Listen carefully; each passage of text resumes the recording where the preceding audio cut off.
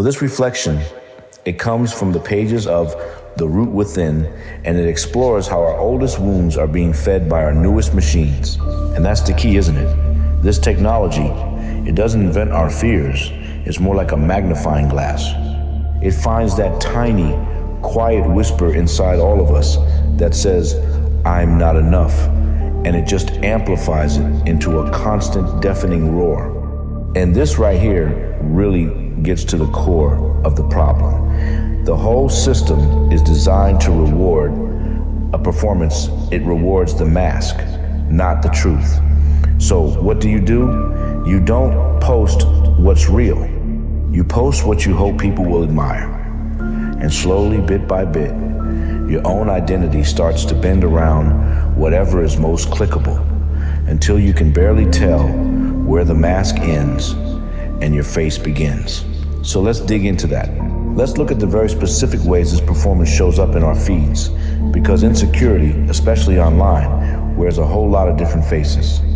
Now, what's so powerful about looking at it this way is you see how these things are connected.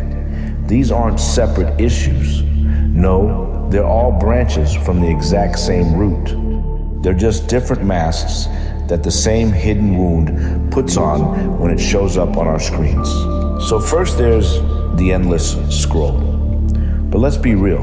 You're not just scrolling. You're comparing every swipe as a measurement. You're holding up your messy, unfiltered, real life against someone else's perfectly curated highlight reel. It's a game you are literally designed to lose every single time. And then you've got the like button.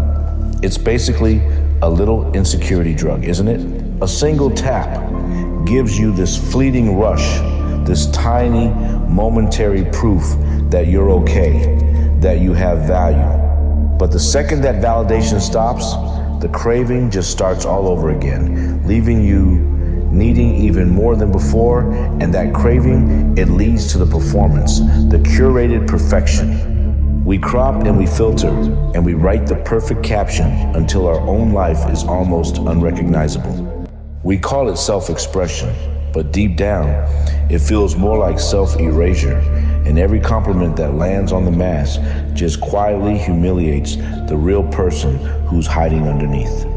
In this digital world, silence is not peaceful. Oh no. Silence is panic.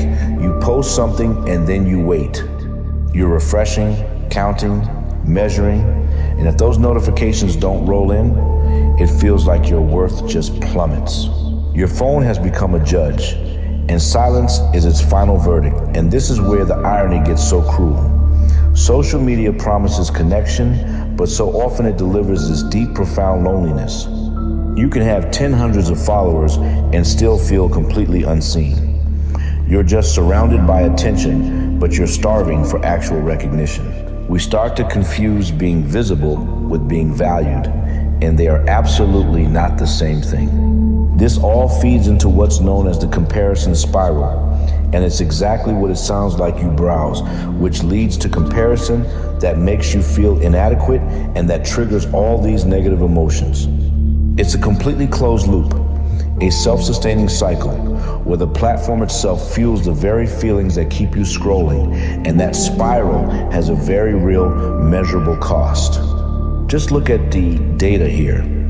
The more hours you spend on social media, the higher the feelings of perceived social exclusion.